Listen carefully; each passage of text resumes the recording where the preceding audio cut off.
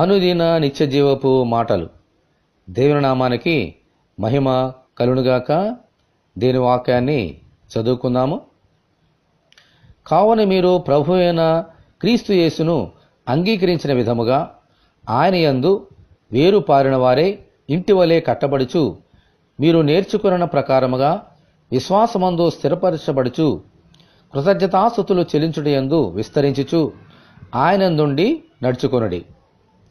కొలస్సీలకు రాసిన పత్రిక 2వ అధ్యాయము 6-7 వచనములు. చెట్టు బలముగా ఉండాలంటే వేరు బలంగా ఉండాలి. ఇల్లు బలంగా ఉండాలంటే పునాది బలంగా ఉండాలి.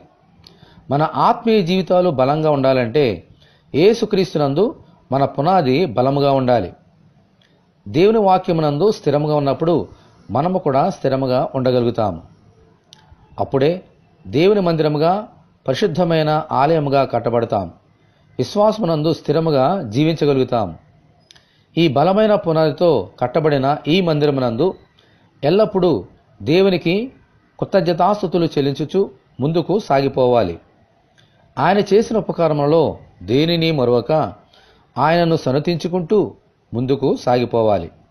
ప్రభువా, మీ వాక్యముతో కట్టబడి మీ పరిశుద్ధ మందిరముగా మలచబడినట్లు దయచేయమని ప్రభు అయిన యేసుక్రీస్తు ద్వారా మనమందరము దేవుని ప్రార్థన చేసుకుందాము.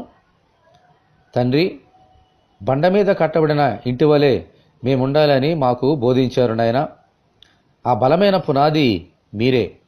కాబట్టి మీ అందు విశ్వాసమునందు మేము స్థిరముగా ఉంటూ బలముగా కట్టబడిన మందిరం వలె మేము మలచబడి ఎల్లప్పుడూ మీ యందు, మీ అడిజాడల యందు నడుచుకొంచు మీకు కృతజ్ఞతాస్తుతులు చెల్లించినట్లుగా సహాయం దయచేయండి.